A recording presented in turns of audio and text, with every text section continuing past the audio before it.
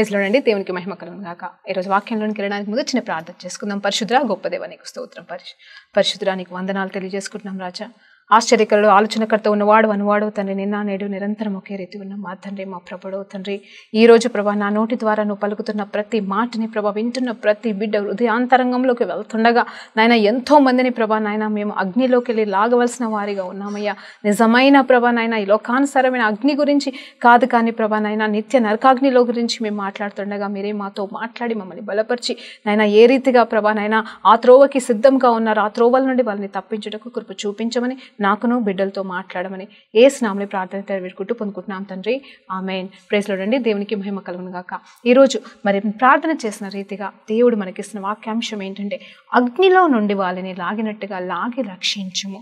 మరి మాట ఎక్కడ ఉంది, ఎలా ఉంది అంటే ఏ అధ్యాయంలో ఉంది అనేది చూస్తే యూదా పత్రిక అండి. యూదా పత్రికలో మరి 23వ వచనంలో క్లియర్గా ఈ మాట రాయబడుతుంది. ఒక్కసారి మరి నేను చదువుతున్నానండి, జాగ్రత్తగా వినండి. మరి ఇందులో మరి దేవుడు ఏ రీతిగా మాట్లాడుతున్నాడు, ఎందులకు మాట్లాడుతున్నాడు అనేది దాని ముందర జరిగిన సంఘటనలో తర్వాతని మరి ఈరోజు ఈ యూదా పత్రికల నుండి కొన్ని సత్యాలు మనం నేర్చుకోబోతున్నాం. హల్లెలూయా, దేవునికి మహిమ కలుగును గాక. మరి 23వ వచనం నేను చదువుతున్నానండి.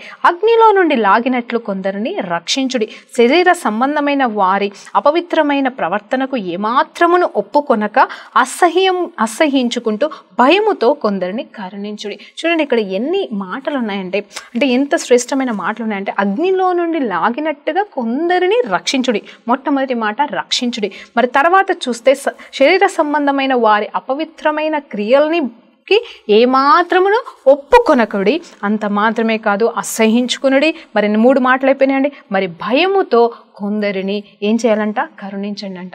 ఒక్కసారి ఆలోచన చేస్తే అగ్నిలోకి వెళ్ళి వారిని రక్షించడం అనేది మన తరమా అనేది ఆలోచిస్తే మన వల్ల అవుతుందా? మరి అది కాని పని. ఆ తర్వాత చూస్తే మరి నిజంగా వారి క్రియలకి మనం ఎంతవరకు ఒప్పుకుంటున్నాము, వారి క్రియలని ఎంతవరకు మనం సహకరిస్తున్నాము, సపోర్ట్ చేస్తున్నాము. మరి నేను చెప్తానండి, ఎలాంటి క్రియలు, ఏ క్రియలు అనేది కూడా మనం మాట్లాడుకుందాము. ఆ తర్వాత చూస్తే అసహించుకొనుచున్నామా లేదా, మరి అంత మాత్రమే కాదు మరి భయముతో, ఎవరి యందు భయంతో, వాళ్ళతో భయం కాదండి, దేవుని యందు భయముతో కొందరిని మరి కరుణించాలంట. చూడండి ఈ 4 పదాలు, రక్షించుట, అసహించుకొనుట, ఒప్పుకొనకుండా ఉండుట, అలాగనే కరుణించుట. ఈ 4 చూస్తే ఒకదానికి ఒకటి పొంతన లేదు. కానీ దేవాది దేవుడు మరి ఒక గుంపు గురించే, ఒకరి గురించే కావచ్చు, లేకపోతే నీ కుటుంబ సభ్యుల గురించే, అదేండి రక్షణ లేని నీ కుటుంబ సభ్యుల గురించే కావచ్చు, లేకపోతే నశిస్తున్న వారి గురించే కావచ్చు, మరి ఎవరి గురించి అయితే దేవుడు మాట్లాడుతున్నాడో మనకి తెలుసండి. ఇది ఎవరి గురించి అంటే నరకానికి సిద్ధంగా ఉన్నవారు, ఇగో నరకానికి మరి వెళ్ళడానికి సంసిద్ధంగా ఉన్నవారు, వారు చేసిన క్రియల్ని బట్టి, వారు చేస్తున్న పాపాలని బట్టి, వారు ఉన్న విగ్రహారాధన బట్టి, వారు చేస్తున్న మరి దేవుడికి ఇష్టం లేని క్రియలను బట్టి ఎంతమంది అయితే మరి అన్యులే కావచ్చు, క్రైస్తవులే కావచ్చు, ఎంతమంది అయితే అగ్నిగుండంలో పడివేయడానికి నిత్య నరకాగ్ని గురించి నేను మాట్లాడుతున్నాను. వారందరినీ లాగినట్టుగా లాగి రక్షించండి అంట. అలా లాగినట్టుగా ఎవరిని లాగాలా? ఇదిగో ఆ అసహ్య క్రియలు చేస్తున్న వారిని, ఇదిగో పాప క్రియలను చేస్తున్న వారిని, ఈ లోకంలో నశిస్తున్న వారిని, వారు ఏమి చేస్తున్నారో వారికి తెలియకుండా ఉన్న వారిని. నినెవె పట్టణం గురించి దేవుడు మాట్లాడినప్పుడు మరి యోనా గారు మరి వెళ్ళడం ఇష్టం లేకపోయినా మరి దేవుని ఆజ్ఞ కొరకు మరి దేవుడు చెప్పాడని మరలా వెళ్ళినప్పుడు మరి అక్కడ జరిగిన సంఘటన మనకు తెలుసు కదా. వాళ్ళు పశ్చాత్తాపపడ్డారు. వారి గురించి దేవుడు ఏమంటున్నట్టు, ముందైతే అసహించుకున్నాడు, ఇదిగో వారిని నరకంలోకి పడేయాలని, వాళ్ళని నాశనం చేయాలని మరి దేవుడు కోరుకున్నాడు. కానీ ఆ తర్వాత మరి యోనాని పంపించిన తర్వాత వారు మారు మనసు పొందుకొని మరి ఏడ్చినప్పుడు, వారు ఉపవాసం ఉండి ప్రార్థన చేసినప్పుడు జరిగిన సంఘటన ఏంటంటే, వారిని దేవుడు కరుణించి వారి గురించి ఒక చక్కటి మాట అంటాడండి. చివరిలో యోనాతోనే అంటున్నాడు.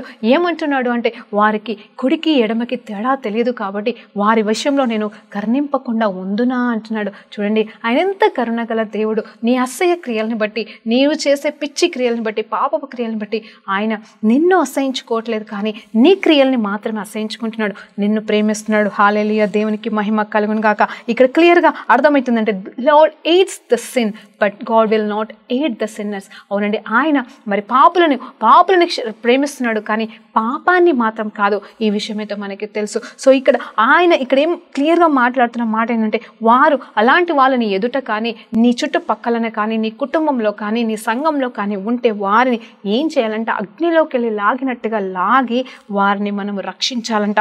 ఏది మనం క్రైస్తవులమైన మనము, సేవకులమైన మనము, బాధ్యత కలిగిన మరి దేవుని రాజ్యానికి వారసులమైన మనము ఇతరులకు కూడా దేవుని వారసులుగా మార్చబడాలి అనేది మనం చేయాలండి. అవును, శ్రేష్టమైన దినాల్లో ఉన్నాం కదా. అవును, ఎవరెవరైతే మరి ఉపవాస ప్రార్థనలని ఈ 40 దినములు శ్రమకాలం అని చెప్పేసి మరి మీరు నిలబడుతున్నారో వారందరికీ నేను చెప్తున్న మాట ఏంటంటే చాలండి. కనీసం ఈ 40-50 దినములు అంటే ఈ గుడ్ ఫ్రైడే వరకు, ఈ భస్మ బుధవారం నుండి గుడ్ ఫ్రైడే వరకు, భస్మ బుధవారం అయితే ఆల్రెడీ అయిపోయింది. మరి మన ఆల్మోస్ట్ ఆఫ్ ఆఫ్ ద వేలో ఉన్నాం. అంటే సగం ఉపవాస ప్రార్థనల దినాలు అయిపోయినాయి. కాబట్టి ఇంకా కొన్ని దినాలే, ఇంకా సగం రోజులు, ఇంక 20-30 రోజులు ఉండొచ్చు. 20-30 రోజులలో మిమ్మల్ని నేనేం అడుగుతున్నాను అంటే ఇప్పటి వరకు మీకోసం, మరి మీ పరిస్థితుల కోసం, మీ స్థితి కోసం మీరు ప్రార్థన చేశారేమో. దయచేసి ఇప్పటి నుండి కనీసం రక్షణ లేకుండా నీ చుట్టుపక్కల ఎంతమంది ఉన్నారో వారి కోసం నువ్వు ప్రార్థించడం ఆరంభిస్తే ఈ గుడ్ ఫ్రైడే వరకు కాకపోయినా మళ్ళీ ఇంకొక సంవత్సరం వచ్చే గుడ్ ఫ్రైడే లోపలన్నా కనీసం దేవుడు కరుణించి వారిని అగ్నిలోకి వెళ్ళి లాగినట్టుగా మీ ద్వారా లాగుతాడేమో. ఒక్కసారి ఆలోచన చేసుకోండి. అవును, మన జీవితంలో మనం కూడా ఏదో ఒక సందర్భంలో ఏదో ఒక రీతిగా అగ్నిలోకి వెళ్ళి లాగబడిన వారేమండి. హల్లెలూయా, దేవునికి మహిమ కలుగును గాక.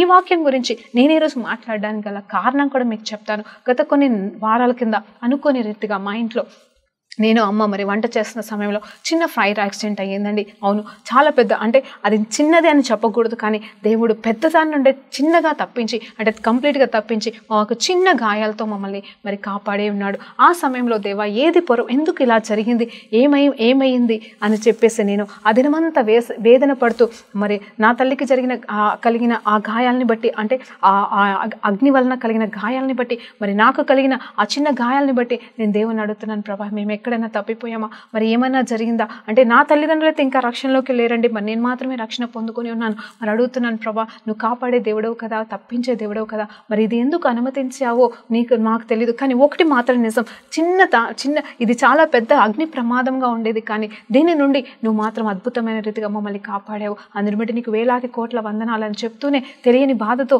వేదనతో, ప్రభా ఇదేమన్నా అయి ఉంటే ఎట్లా అని చెప్పేసి ఒక మనిషిగా నేను ఆలోచన చేస్తుంటే ఆ రాత్రి నేను నిద్రపోలేకపోయాను. కానీ ఎప్పుడైతే నిద్ర పట్టిందో దేవాది దేవుడు నాతో మరి కలలో మరి మాట్లాడుతున్నాడు. ఏంటంటే యూదా పత్రిక అని చెప్తూ మాట్లాడుతున్నాడు. యూదా పత్రిక అని వెంటనే మెలకొచ్చి ఏముంది ప్రభా అని నేను తీసి చదవడం ఆరంభించడానికి ముందుగానే ఈ వచనాన్ని క్లియర్గా స్పష్టంగా చూపించాడు. మీకు ఆల్రెడీ తెలుసండి, నాకైతే థియాలజీ జ్ఞానం లేదు, అంత బైబుల్ జ్ఞానం లేదు, కానీ దేవుడిచ్చిన కృప చొప్పున ఆయన ఇచ్చిన రక్షణ సంతోషాన్ని, ఆనందాన్ని బట్టి ఇతరులకి పంచడానికి ఆయన నాతో మాట్లాడే ఆ కొద్ది మాటల్ని మీకు పంచుకోవడానికి ప్రతి వారం ఈ రీతిగా నేను మీ ముందుకు వస్తున్నాను.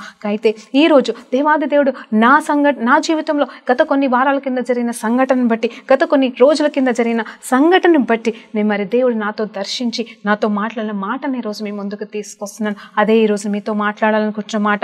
అయితే ఆ రోజు రాత్రి నేను అడిగి, ఆ రోజు రాత్రి వేదన పడుతూ అడుగుతూ ప్రార్థిస్తూ నేను నిద్రపోయిన తర్వాత దేవాది దేవుడు మరి యూదా పత్రిక అని చూపించినప్పుడు నేను వెంటనే లేచి చదవడం ఆరంభించడానికి ముందుగానే 23వ వచనాన్ని చదువని స్పష్టంగా మరి ఆత్మదేవుడు చూపించాడండి.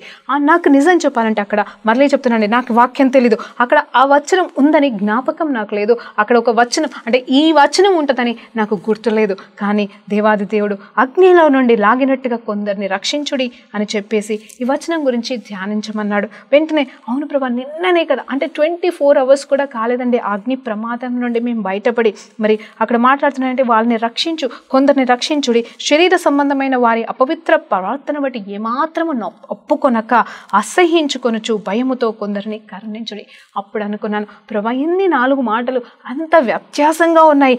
రక్షించుడంట, రక్షించడానికి ఈరోజైతే ఓకే నేనే కాపాడాను అనుకోని రీతిగా నా తల్లిని నేను ఆ పెద్ద అగ్ని ప్రమాదం నుండి మరి ఆ సందర్భంలో వచ్చిన తలంపును బట్టి తొందరగా నేను నా తల్లిని బయటికి తీసుకురాగలను, ఆ మంటను ఆర్పివేయగలిగానేమో. కానీ మరి పరలోకాన్ని మరి మించిన మరి ఇంకొకటి ఉంది కదండి మనకి, నరకం అనేది. ప్రభా మరి నా కుటుంబంలో వాళ్ళు ఎవ్వరు కూడా ఇంకా రక్షణలోకి రాలేదు, ఈ నా తల్లిని మరి నాకన్నా తల్లిని మరి ఈరోజు ఈ అగ్ని ప్రమాదం నుండి నేను తప్పించగలిగానేమో, ఈ ఇంటిని అగ్ని ప్రమాదం నుండి తప్పించడానికి నువ్వు నాకు సహాయం చేసి జ్ఞానాన్ని ఇచ్చావేమో. కానీ ఆ నిత్య నరకాగ్నిలో నుండి నేను తప్పించడానికి ఏమాత్రమో దాన్నయ్యా నా వల్ల కావట్లేదు. ఇన్ని సంవత్సరాల నా ప్రార్థన, ఇన్ని సంవత్సరాల నేను చేసిన ప్రార్థన మరి ఏమాత్రము కూడా ఫలింపులోనికి రావట్లేదు, వీరిలో మార్పే రావట్లేదు అని నేను వేదన పడినప్పుడు దేవాది దేవుడు ఇక్కడ క్లియర్గా మళ్ళీ మాట్లాడుతున్న మాట ఏంటంటే, వారి అపవిత్రమైన క్రియలకి ఒప్పుకొనకు కానీ వారిని ఆ క్రియలను అసహించుకుంటూ వారిని కరుణించమంటున్నాడు. అంటే నా తల్లిదండ్రులను కరుణించమంటున్నాడు.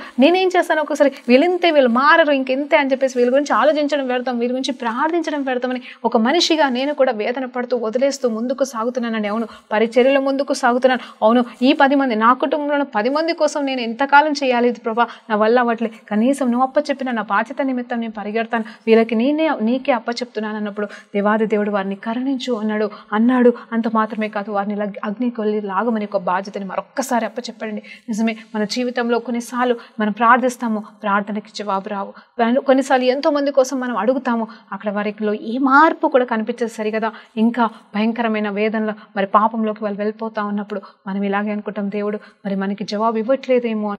కానీ అది కాదమ్మా సత్యం. దేవాది దేవుడు ఖచ్చితంగా మనకి జవాబిస్తాడు. ఈరోజు కాకపోతే రేపు కాకపోతే ఎల్లుండి. కానీ మనం చేయాల్సిన పని ఏంటంటే, ఇదిగో అగ్నిలోకి వెళ్ళి లాగినట్టుగా వారిని మనం లాగాల్సిన బాధ్యత మనకుంది. కాబట్టి ఆ బాధ్యతని మనం మర్చిపోకుండా ఎల్లవేళలా వారి కోసం నిత్యము ప్రార్థన చేయమని చెప్పాడు. అప్పుడు నిజమే అండి, మొదటి కాలంలో అంటే మొదట నేను 12 సంవత్సరాల కింద రక్షణ పొందుకున్నాను కదండి, అప్పుడు ఏ రీతిగా నా కుటుంబం కోసం ప్రార్థన చేశాను, కొన్ని సంవత్సరాలు పట్టండి, కనీసం ఒక 6-7 సంవత్సరాలు మానక ప్రతిదినం ప్రార్థన చేసేదాన్ని. కానీ మధ్యలో ఏం చేశానంటే పరిచర్యలో బిజీ అయిపోయి, దేవా ఇక నీకు అప్పచెప్తున్నా నా కుటుంబాన్ని, ఇంకా నువ్వు ఎప్పుడు రక్షించుకుంటావు, ఇంకా నాకు సంబంధం లేదని అప్పుడప్పుడు మాత్రమే వారికి ప్రార్థన చేయడం ఆరంభించాను. కానీ ఈ సంఘటన తర్వాత మరలా వారి కోసం, దేవా ఇంకా రక్షించు నాయన, మీరు ఈ సంవత్సరమైనా నా కుటుంబం మీద దయ చూపించు, నన్ను కరుణించమంటున్నావయ్యా, నేనే పాటిదాన్ని దేవా, నేను వారిని కరుణించినంత మాత్రాన నాకేమీ రాదు, వాళ్ళకేమీ రాదు, కానీ ఇదిగో నువ్వు కరుణిస్తే నీ చల్లని చూపు వారి మీదకి వచ్చినప్పుడు, ఇదిగో నీ కను దృష్టి వారి మీద ఉందని చెప్పడానికి ఈ రోజు నా కుటుంబంలో జరిగిన సంఘటన అది నిజమని నేను నమ్ముతున్నానయ్యా. నీ కన్ను దృష్టి మా పైన ఉంది. ఎన్నో ఆపదల నుండి, ఎన్నో కష్టాల నుండి, ఎన్నో ఇరుకుల నుండి మమ్మల్ని తప్పించిన దేవాది దేవుడు ఆ రక్షణ అనుభవాన్ని కూడా నా కుటుంబంలో నా ప్రతి ఒక్కరికి, అవును నా తల్లిదండ్రులకి, నా రక్త సంబంధికులు మీరు దయచేయమని నేను ప్రార్థన చేసినప్పుడు ఒక గొప్ప ధైర్యము, మనోధైర్యం నాకు దేవుడు ఇచ్చాడు. మా హల్లెలూయా, దేవునికి మహిమ కలుగును గాక. మరి మీరు కూడా ప్రార్థన చేయమని నేను వేడుకుంటున్నాను.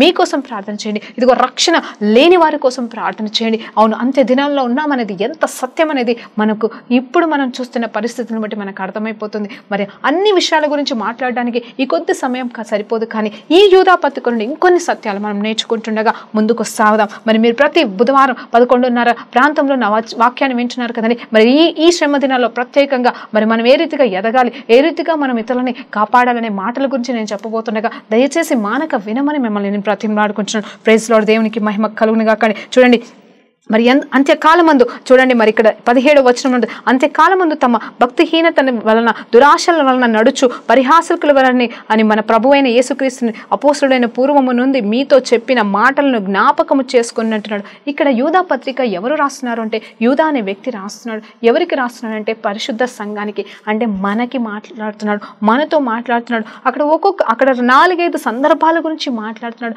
ఇదిగో అంత్య దినంలో మనం ఉన్నాము, మనకు తెలుసు మనకేం జరగబోతుందో మనకు తెలుసు, రాబోయే కాలంలో ఎలా ఉంటుందో మనకు తెలుసు, మీకు తెలుసు, అయినను నేను మీకు జ్ఞాపకం చేస్తున్నానని చెప్పేసి మాట్లాడుతున్నాడు. ఈ యూదా పత్రిక గురించి ఒక మాట నేను చెప్పాలనుకుంటున్నాను. ఈ యూదా పత్రిక ఎక్కడుంది అనేదంటే, యోహాను రాసిన మరి 3 ప్రేమ లేఖల తర్వాత, అవునండి 1 యోహాను, 2 యోహాను, 3 యోహాను అనే 3 పత్రికల తర్వాత మరి చిన్న పత్రికగా ఒకే అధ్యాయముగా మరి కొన్ని వచనాలు మాత్రమే, 25 వచనాలు మాత్రమే ఉన్న ఈ అధ్యాయంలో మరి దేవుడు మాట్లాడుతున్న మాట ఏంటి అంటే చాలా గొప్ప మాటలు. దీని తర్వాత ఉన్నది ఏంటి తెలుసా అమ్మా, ఇదిగో ప్రకటన గ్రంథం ఉంది. నేను అనుకున్నాను ఆనాడు మరి పాత నిబంధన తర్వాత మత్తయి సువార్త నూతన నిబంధన ఆరంభానికి ముందుగా మరి జరిగిన సంఘటన ఏంటి అనేది మనకి తెలుసు. మలాకి తర్వాత 4 సంవత్సరాలు మరి దేవుడు మౌనంగా ఉన్నాడంట, ప్రవక్తలతో కూడా మాట్లాడలేదంటండి. ఆ తర్వాత మరి అక్కడ ఎవరితో మాట్లాడాడు అంటే, జన్మకు కారణం అవడనేదే అదే స్వరంతో మొట్టమొదటిగా మాట్లాడి ఉన్నాడు. ఆ గ్యాప్లో ఏ రీతిగా ఉన్నాడో ఇప్పుడు కూడా ఈ కాలంలో ఆ రీతిగా ఉన్నాడని నాకు తెలుస్తుంది. ఇక్కడ యూదా పత్రిక కూడా అలాగనే ప్రకటన గ్రంథానికి మరి నిదర్శనముగా మరి ఆరంభముగా మరి ఈ ప్రకటన ఈ యూదా పత్రిక ఉందండి. అంటే ఇందులో ఉన్న సత్యాలు కేవలం మరి ప్రకటన గ్రంథంలో ఉన్న సత్యాలు ఆరంభానికి మూలంగా ఉన్నాయని మీతో నేను చెప్తున్నానమ్మా. హల్లెలూయా, దేవునికి మహిమ కలుగును గాక. ఇదిగో మనం ఏం చేయాలంటే, మనం అపవిత్రమైన వాటి గురించి ఆలోచన చేయక, వాటిని అసహ్యించుకుంటూ వారిని ఎలా ఎలాగైనా సరే మరి నిత్య నరకాగ్నిలోకి వెళ్ళి తప్పించాలనే ప్రార్థన మనం చేయవలసిన వారిగా ఉన్నామని ఈరోజు దేవుడు మనతో మాట్లాడుతున్నాడు. 24వ వచనాన్ని చూసినప్పుడు ఒక చక్కటి మాట ఉంటుంది. ఎలా అంటే మరి చూడండి, తొట్టిల్లకుండా మిమ్మల్ని కాపాడుటకు తన మహిమ ఎదుట ఆనందంతో మిమ్మల్ని నిర్దోషులుగా నిలవబెట్టుటకు శక్తి గల మన రక్షకుడైన అద్వితీయ దేవునికి మన ప్రభు అయిన యేసుక్రీస్తు ద్వారా మహిమయు ఘనతయు ప్రభావము చెల్లును గాక అని ఉంటుంది. చూడండి, మన క్రీస్తుకి మరి మహిమయు ఘనతయు ప్రభావము చెల్లును గాక. ఎవరి ద్వారా? మన ద్వారా. ఎట్లా మన ద్వారా అంటే మనము త్రొట్టెల్లకుండా ఉన్నప్పుడు మనల్ని కాపాడుటకు. చూడండి, ఇక్కడ నేను ఒక మాట అంటున్నాను, మనం త్రొట్టెల్లకుండా ఉండగలుగుతున్నామా? మనం నిజంగా కాలు జారకుండా ఉండగలుగుతున్నామా? మనం నిజంగా పడిపోకుండా ఉండగలుగుతున్నామంటే అది మన వల్ల కాదు. కానీ దేవాది దేవుడు ఇక్కడ ఇస్తున్న మాట ఏంటంటే తన మహిమ ఎదుట ఆనందంతో మనల్ని నిర్దోషులుగా చేయాలనుకుంటున్నాడు. ఎవరది? యేసు ప్రభు వారు చేయబోతున్నాడు. చేశాడండి. ఆయన సంపూర్ణమైన వెలైతే చెల్లించాడు. అలాగే నిలబెట్టడానికి ఆయన మన కోసం విజ్ఞాపన చేస్తున్నాడు. ఆయన ఇప్పుడు ప్రాజెక్ట్ ఏమైతే ఉందంటే ఆయన చేసిన సంపూర్ణమైన కార్యము ఇట్ ఈస్ ఫినిష్డ్, సమాప్తమైంది అని చెప్పిన తర్వాత ఇప్పుడు ఆయన ఒక ప్రత్యేకమైన పనిలో ఉన్నాడు. ఏంటంటే మనల్ని నిర్దోషిగా నిలవబెట్టడానికి దేవాది దేవుడు ఆత్మస్వరూపుని మనకిచ్చాడు. ఆయన మనలో నిలవసిస్తుండగా మనం ఆయన స్వరానికి లోబడినప్పుడు పవిత్రమైన జీవితాన్ని జీవించడం మాత్రమే కాదు, ఇదిగో ఆయన ఎదుటగా నిర్దోషులుగా మరి నిలవబెట్టుటకు ఆయనే మనకి సహాయం చేస్తానంటున్నాడు. ఆయనకి సమస్త మహిమ ఘనత ప్రభావం చెల్లును గాక అని చెప్పేసి దేవుడు చెప్తున్నాడు. ఇదిగో అమ్మ, ఈ 40 దినాలు నువ్వు ఉపవాస ప్రార్థన ఉన్నావేమో. క్యాథలిక్స్ అయితే చాలా చక్కగా వాళ్ళు చెప్పులు కూడా లేకుండా మరి చక్కగా వాళ్ళు దీక్ష తీసుకున్నామనే చక్కటి మాట చెప్తూ మరి వాళ్ళు 40 రోజులు మరి ఏ పని చేయకుండా, అంటే ఏ పనులు అంటే దేవునికి సంబంధించిన పనులు మాత్రమే చేసుకుంటూ వాళ్ళ సొంత పనులు పక్కకు పెట్టి మరి నిష్ఠగా ఉంటారటండి. హల్లెలూయా. దేవునికి నేను చూశాను, నేను కళ్ళారా చూశాను. మరి అలాంటి వారు తాగరు, తినరు, మరి చక్కగా ఉపవాసం ఉంటారు, చక్కటి ప్రార్థన చేసుకుంటారు. కొంతమంది అయితే గుళ్ళో కూడా నిద్రపోతారటండి. హల్లెలూయా. దేవునికి మహిమ కలుగును గాక. నేను వారిని బట్టి నేను ఒకరోజు అడిగాను, మీకు మీ క్రియలకి అంటే నేనేమంటున్నానంటే వారిని మాత్రమే నేను నిందించట్లేదు, ప్రశ్నించట్లేదు, కానీ వారు చేస్తుందంతా కూడా దేవుని పట్ల భయముతో భక్తితో వారికి తోచిన విధానంలో వారు చేస్తున్నారు, సంతోషమే. కానీ ఆ తర్వాత వాళ్ళు ఏం చేస్తున్నారంటే యథావిధిగా తాగడానికి వెళ్తున్నారు, యథావిధిగా అబద్ధాలు చెప్తున్నారు, పాన్ పరాగ్ తింటున్నారు. అంటే అసలు వారిలో మార్పు అనేది రావట్లేదు. కానీ లెంట్ డేస్, నిజమే లెంట్ అనే పేరుకు తగ్గట్టుగా 40 దినాలు మాత్రం పవిత్రంగా జీవించడానికి, పవిత్రంగా ప్రతిష్ఠించుకోవడానికి. అవును, లెంట్ అంటే ప్రతిష్ఠించుకోవడం అంటండి. ప్రతిష్ఠించుకొని మరి నమ్మకంగా 40 రోజులు మాత్రమే జీవిస్తారు. మరి మిగతా 42 వారాల సంగతి ఏంటండి? అవును, దేవాది దేవుడైతే మనకి 52 వారాలు ఇచ్చాడు కదండి సంవత్సరానికి. మరి 40 దినములు అలా ఉండి తర్వాత మిగతా 40 వారాలు మాత్రం మరి ఎంత అపవిత్రమైన జీవితాన్ని జీవిస్తూ మరి మాకేం తక్కువ, మేము 40 రోజులు చేశామని విర్రవీగుతున్నారు. నేను ఓన్లీ క్యాథలిక్స్ అనే చెప్పట్లేదు, కానీ ప్రతి ఒక్కరు ఆ కోణంలోనే ఉన్నామండి. ఒక్కొక్కసారి నేను కూడా అలాంటి కోవలోనే వెళ్తాను. అంటే నేనేదో మై అవుతాను తిరుగుతానని కాదు, కానీ చెప్తున్నానండి, తెలియని తప్పులు అంటే తెలియకుండానే మనం ఎన్నో తప్పులు పాపాలు చేస్తాం. ఈ 40 రోజులలో మాత్రం ఎంతో పవిత్రంగా జీవించడానికి ఉపవాసం ఉండి చిన్న అబద్ధం కూడా చెప్పకుండా ఉండటానికి ప్రయత్నిస్తూ నిజంగా ఈ 40 రోజులలాగా మరి జీవితాంతము సంవత్సరం అంతా ఉంటే నిజంగా మన దేవుడు కోరుకున్న కోరిక, ఆయన మనల్ని నిర్దోషిగా నిలబెట్టాలనే ఆశ నెరవేర్చబడినట్టు కాదా? ఆయనకి మహిమ రాదా? ఆయన మహిమ ఏం చేసుకుంటాడమ్మా? మరలా చెప్తున్నాను, తిరిగి మనకే కదా ఇస్తాడు. అందుకే అడుగుతున్నానమ్మా ఈరోజు దేవుని నామంలో, మీరు పవిత్రంగా జీవించాలని నిజంగా కోరుకుంటే, మీరు పవిత్రంగా జీవిస్తేనే నిజంగా ఇంకొకరిని మనము అగ్నిలోకి వెళ్ళి లాగిన వారం అవుతాం. ఈరోజు నేను కేవలం ఈ వచనం మీదనే ధ్యానిస్తాను, ఎందుకంటే ఈ వచనంతో దేవుడు నాతో మాట్లాడాడు. అది నేను కంప్లీట్గా సంపూర్ణంగా మీకు నేను అర్థం చేయించలేకపోవచ్చు, కానీ నాకు వచ్చిన మాటల్లో మీతో చెప్తున్న మాట ఏంటంటే అగ్నిలోకి వెళ్ళి వాళ్ళని లాగినట్టుగా వాళ్ళని రక్షించుదామా? రక్షించాలంటే ముందు మనం రక్షించబడి ఉండాలి కదండి, మనము పవిత్రంగా జీవించాలి కదండి. వాళ్ళని లాగాలంటే నిజమే, వాళ్ళని లాగాలంటే మన చేతిలో ఆయుధాలు ఉండాలి కదండి. ఆ మొదటి ఆయుధం ఏంటంటే పవిత్రంగా ఉండడం అనే ఆయుధం మన చేతిలో ఉండాలి. నిర్దోషిగా ఉన్నాము అని చెప్పుకునే ఆయుధం మనలో ఉండాలండి. అవును, మరి ఎఫెసీయుల రాష్ట్ర పత్రిక 6వ అధ్యాయంలో మనకి తెలుసు కదండి, ఇదిగో విశ్వాసాన్ని ప్రార్థనని, ఇదిగో మరి సత్యమనే దట్టుని, ఇవన్నీ మనం పట్టుకోవాలి. అవన్నీ కూడా మనకి ఆయుధాలుగా ఉంటాయి. ఎంత నిజమో, దానికంటే శ్రేష్టమైనది హల్లెలూయా నిజంగా చెప్తున్నాను, పరిశుద్ధత అనేది నీలో ఉంటే, నిర్దోషత్వం అనేది నీలో ఉంటే, అవును, ఆనాడు ఆది కాండంలో మరి 15వ అధ్యాయం మరి 1వ వచనంలో మరి క్లియర్గా అక్కడ ప్రభువు కూడా మాట్లాడుతున్నాడు. తండ్రి దేవుడు మాట్లాడుతున్నాడు అబ్రహాంతో, ఇదిగో నిందారహితుడిపై నా ఎదుట నిలబడిన ఎడల, నా ఎదుట నిలబడు, నేను దీవించబోతున్నాను. ఆకాశాన్ని చూడు, భూలోకాన్ని చూడు, ఇదిగో ఇసుక రేణువంత విస్తారమైన దీవెనకి ఇవ్వబోతున్నాను. ఆకాశంలో ఉన్న మరి చుక్కలలాగా అలాంటి ధన్యతని, అలాంటి దీవెనని, జనరేషన్స్ని నీకు ఇవ్వబోతున్నానని చెప్తున్నాడు. కానీ ఒక్క కండిషన్ ఉంది అక్కడ, నా ఎదుట నిందారహితుడిగా ఉండు. ఎందుకు నిందారహితుడిగా ఉండమంటున్నాడు? అబ్రహాం మెంచేవాడే కదా, విశ్వాసములకు తండ్రి కదా, మరి లోబడ్డవాడే కదా అంటే అక్కడ ఒక పొరపాటు చేశాడు. ఏం చేశాడు తెలుసా? హగ్గర్ విషయంలో మరి పొరపాటు చేశాడు. సారా చెప్పంగానే మరి హగ్గర్ దగ్గరికి వెళ్ళడం అనేది జరిగింది. ఆ తర్వాత చెప్తున్న మాట ఏంటంటే నిందారహితుడిగా ఉండు అంటే పాపం చేశాడని ప్రభువే చెప్తున్నాడు. ఆ పాపానికి తగ్గట్టుగా ఫలితమైతే మరి అబ్రహాం గారు కొద్దో గొప్ప అనుభవించాడు. కానీ దేవుడు మాత్రం ఇక మీదటైనా నిందారహితుడిగా ఉండి మరి నువ్వు నిలబడాలంటే ఇప్పుడు నీకు నేను సంతానాన్ని ఇవ్వబోతున్నాను, ఇప్పుడు నిజమైన వాగ్దాన పుత్రుడు నేను ఇస్తాను, నువ్వేం చేయాలి అంటే నిందారహితుడిగా ఉండమంటున్నాడు. ఆ నిందారహితుడిగా ఉండడానికి దేవుడు అక్కడ మరి అబ్రహాంకి చెప్పి ఉన్నాడు. కానీ ఇక్కడైతే పరిశుద్ధమైన దేవాదేవుడు ఈ వాక్యం ద్వారా మనతో మాట్లాడుతున్న మాట ఏంటంటే ఆయనే మనల్ని నిర్దోషులుగా చేయడానికి ఇష్టపడుతున్నాడంట. ఆయనే మనకి సహాయం చేయడానికి ఇష్టపడుతున్నాడు. మరి నువ్వు ఆ సహాయాన్ని స్వీకరిస్తావా, లేకపోతే ఆ సహాయాన్ని తోసివేస్తావా? నీ చేతిలోనే ఉంది తమ్ముడా, నీ చేతిలోనే ఉంది చెల్లి. నిజమే, మన జీవితాలలో మనము ఎప్పుడు కూడా ఒక్కటే ఆలోచన చేస్తూ ఉంటాము, నాలో ఏ తప్పు ఉంది, నాలో నేనేం తప్పు చేశాను అనుకుంటా ఉంటాం. కానీ మరలా అడుగుతున్నాను, నీ గురించి నీకే బాగా తెలుసు కాబట్టి ప్రతి దినం మనం పరీక్షించుకోవాల్సిన వారంగా ఉన్నాం. ఆ రోజు మరి ఇంతకుముందు చెప్పినట్టుగా ఆ ఫైర్ యాక్సిడెంట్ అంటే ఆ చిన్న ప్రమాదం అనేది మా కిచెన్లో జరిగినప్పుడు నేను మొట్టమొదటి ఆ సమయంలో ఏం జరుగుతుందో నాకు తెలియదు. మరి భాషలో ప్రార్థన చేస్తూ మరి ఉన్న పాటన వారినైతే రక్షించగలిగాను. కానీ తర్వాత అయితే వేదనకి గురయ్యాను. ప్రభావ ఎక్కడ మిస్ అయ్యాను, నీ దూతలు ఎప్పుడు నాకు సహాయం చేస్తాయి కదా, నువ్వెప్పుడు ఎక్కడ కూడా నాకు ప్రాబ్లం లేకుండా ఎక్కడ రాకుండా మరి నన్ను తప్పిస్తావు కదా అని చెప్పేసి అన్నప్పుడు, ఎందుకంటే గాయాలు నాకు కూడా కలిగినవండి, నా చేతులు కాలిపోయాయి, నా కాళ్ళకి నొప్పి కాలిపోయిందండి. మరి నిజంగా చెప్తున్నాను. కానీ నేనేమంటున్నాను అంటే మరి ఎందుకు ప్రభా కొద్ది కూడా తప్పిస్తావు కదా, నీ దూతలు నాకు తోడుగా ఉంటారు కదా, నేను ఎక్కడో పడిపోయాను, నాకేమైపోయింది, నేను ఇక్కడ రావడం తప్ప నుంచి అని ఒక వేదన ప్రశ్నలు అనేవి నాలోనికి వచ్చినప్పుడు దేవాదేవుడు అద్భుతమైన రీతిగా మాట్లాడి నన్ను ఓదార్చి బలపరచాడండి. నిజమైన దేవుడు, జీవిస్తున్న దేవుడు నీలోనే నాలోనే ఉన్నాడమ్మా.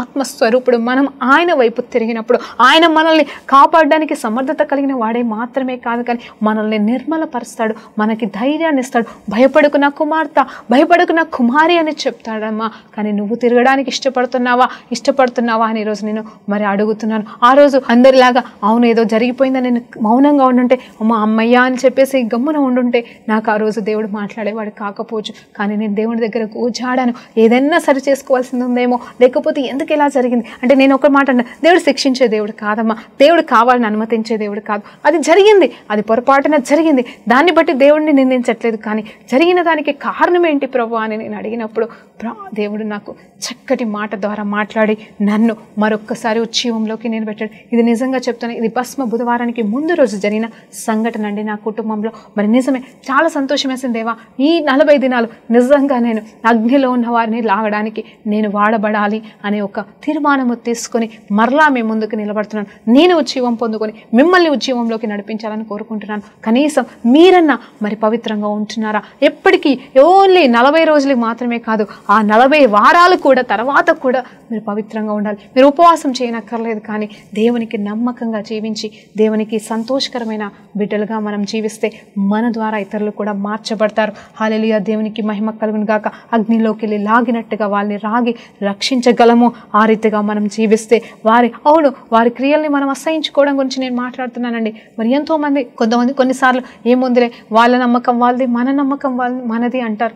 నిజమే, వారి నమ్మకం వారిదే, మన నమ్మకం వారిదే. కానీ నీకు తెలుసు కదా వారు నమ్ముతుంది నిజము కాదని, వారు నమ్ముతున్న దేవుడు నిజమైన దేవుడు కాదని నీకు తెలుసు కదమ్మా. మరి ఏమైపోతుంది, నీ బాధ్యత ఎక్కడుంటుంది? మరి వారితో పాటుగా నువ్వు కూడా గుళ్ళు గోపురాలు తిరుగుతున్నావా ఫ్రెండ్ సర్కిల్లో? అమ్మా చదువుకుంటున్నావేమో, ఇక్కడ ఏమి ఉంది, ఇక్కడ అంత సమానం అంటున్నావేమో నువ్వు. అమ్మా నువ్వు చదువుకున్నంత మాత్రాన నీకు బీటెక్లు, ఇంజనీరింగ్లు, లేకపోతే మరి నువ్వు హై లెవెల్లో ఐఏఎస్ ఆఫీసర్ లెవెల్లో నువ్వు జ్ఞానం సంపాదించి పెద్దగా ఉండొచ్చు. ఇక్కడ ఇదేంటి కల్చర్, అదేంటి అని నువ్వు అనుకుంటుండొచ్చు. కానీ నిజమైన సత్యము యేసు ప్రభు తప్ప వేరే దేవుడు లేనే లేడు. అది మాత్రం నువ్వు గ్రహించకుండా నువ్వు క్రైస్తవుడు క్రైస్తవుడివై ఉండి మరి వేరే దేవుళ్ళ గుళ్ళకి నువ్వు వెళ్తున్నావేమో, వారితో పాటుగా అందరు దేవుళ్ళు ఒక్కటే అని వారితో నువ్వు ఏకీభవిస్తున్నావేమో, నీ చదువు నీకు ఆ జ్ఞానం ఇస్తుందేమో, నేను కాదనట్లేదు. కానీ ఏమంటున్నానంటే అది మాత్రము సత్యము కాదు. అది నువ్వు తెలుసుకోవాలి. నువ్వు వాళ్ళని లాగలేకపోవచ్చు, వాళ్ళని మార్చలేకపోవచ్చు, నువ్వు ఉన్న పరిస్థితిలో వారితో నువ్వు వాదించలేకపోవచ్చు. కానీ దయచేసి వారితో నువ్వు పాలి భాగస్తురాలు అవ్వకు. నువ్వు ఫ్రెండ్లుగా ఉండు, వాళ్ళతో కలువు, మాట్లాడు, ఉండు, తిరుగు, కానీ పని చేయి. కానీ వారి దేవుడే దేవుడంటూ వారి వైపు వాళ్ళ దేవుడు కూడా దేవుడే అని మాత్రం నువ్వు ఏకీభవించకని ఈరోజు మీతో నేను నిజముగా మాట్లాడుతున్నాను. నాకు తెలుసు ఇక్కడ ఒక సహోదరి ఉంది, నువ్వు అనుకుంటున్నావు ఇంత హై క్లాస్కి వచ్చిన ఏంటంటే లైక్ ఈ న్యూ జనరేషన్ టైంలో ఇంత ఈ హై క్లాస్ టైంలో ఏంటి ఈ మతాలేంటి, ఈ దేవుడేంటి, ఆ దేవుడేంటి అని నువ్వు అనుకుంటున్నావేమో. కానీ నిజ దేవుడిని తెలుసుకున్నావా నువ్వు అని ఈరోజు నేను ప్రశ్నిస్తున్నాను. నువ్వు ఈరోజు ఈ స్థితిలో ఉండడానికి కారకుడు ఎవడో ఒక్కసారి నువ్వు జ్ఞాపకం చేసుకో.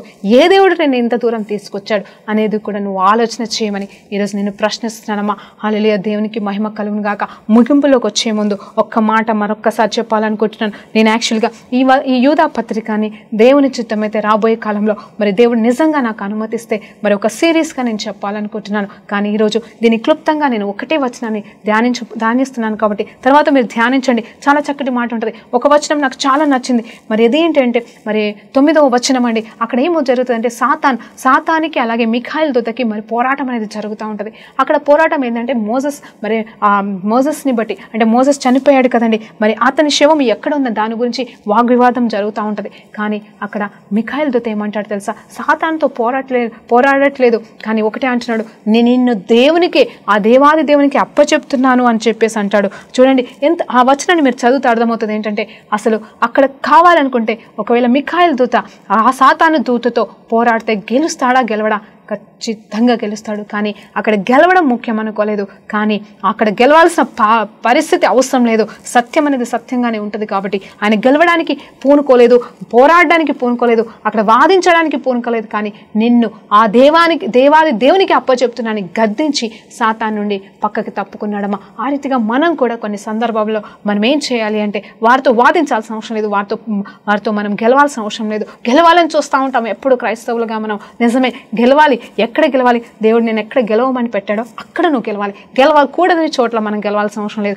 పందుల ముందల ముత్యాలు చల్లుతూ నువ్వు గెలవాలని ప్రయాసపడడం ప్రాముఖ్యం కాదు. కానీ ఆయన చిత్తము, ఆయన ఆత్మ కార్యంలో నీ ద్వారా జరగాలని నువ్వు ప్రార్థన చేసినప్పుడు ఇదిగో మిఖాయిల్ దూత లాంటి గొప్ప మరి శక్తిమంతుడే మరి అక్కడ సాతాను దూతతో గెలవడానికి ఇష్టం లేక కాదు, కానీ అసహించుకోవడం కాదు, కానీ అక్కడ గెలవడానికి సామర్థ్యత లేక కాదు, కానీ కేవలం దేవునికి అప్పచెప్పాడు. అలాగే నువ్వు దేవునికి అప్పచెప్తే ఖచ్చితంగా దేవుడు నీ ద్వారా కార్యాలు చేస్తాడు అని ఈరోజు నేను నీతో మాట్లాడుతున్నాను. ఈ 2 వచనాలు మీరు వీలైతే ఈరోజు నా వాక్యం మీరు విన్న తర్వాత కాసేపు కూర్చొని ధ్యానించండి. వీలైతే 25 వచనాలు మరలా కనీసం ఒక 2-3 సార్లు మీరు చదివినట్లయితే ఇంకా దేవుడు మీ ఆత్మ కళ్ళు తెరిపిస్తాడు. నాతో మాట్లాడిన దేవుడు మీతో కూడా మాట్లాడనుగా. కానీ ఈ ప్రార్థనతో మరి ముగించుకుందామండి. పరిశుద్ధ గొప్ప దేవా, నీకు స్తోత్రం, స్తుతి, మహిమ, ఘనత ఈ ప్రభావం చెల్లించుకుంటున్నాం నాయన. ఈరోజు బలపరిచే మాట నాయన. అవును తండ్రి, ఈరోజు ప్రభా మీరు మాతో మాట్లాడిన ప్రతి మాటని మేము సత్యంలోకి నడిపించుటకు సహాయం చేయండి ప్రభా. ఇదిగో తండ్రి, ఈ సత్యం మమ్మల్ని ఏలులాగా నైనా ఆల్రెడీ కొన్ని శ్రమ దినాలు అయితే అయిపోయినాయి నాన్న, ఇంకా కొన్ని శ్రమ దినాలు అవును ప్రభా. ఈ ఉపవాస ప్రార్థనలో ప్రభా ఏ బిడ్డ అయితే ఏ అవసరత కోసం అయితే ప్రార్థన చేస్తున్నారో కానీ వారి అవసరతలను మర్చిపోయి నిజంగా అగ్నిలో ఉన్న వారిని, అగ్ని వైపు చూస్తున్న వారిని, అగ్ని వైపు వెళ్ళిపోతున్న వారిని ప్రభా లాగడానికి ప్రతి ఒక్క బిడ్డని ప్రేరేపించి ప్రార్థనాత్మ చేత నింపి నిర్దోషులుగా వారిని తీర్పు తీర్చమని యేసు నామములో ప్రార్థన వేడుకుంటూ పొందుకుంటున్నాం తండ్రి. ఆమేన్. ప్రైజ్ లార్డ్ అండి. దేవునికి మహిమ కలుగును గాక.